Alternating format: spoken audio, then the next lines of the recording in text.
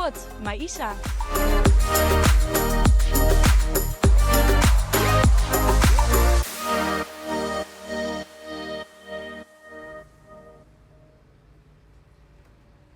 Mooi bedankt. Hoe lang zitten jullie hier al? 1 september 39 jaar, dus ik ben wel een oude rot.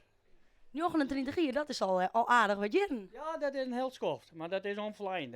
Het jaar langer dan dat weer. Ik wie bij de gemeente in dienst en toen hingen er wel eens 50 bergwachters die hingen vrij is. Zo ben ik invallen en vanaf 86 zit ik hier vast. Dus dat bevoel je eigenlijk wel. Ja, dit is een mooi leven. Hè? Bij de ene berg ben je een beste en bij de andere ben je een klootzak. Dat kan net beter. En wat doe je hier de hele dag trombitje?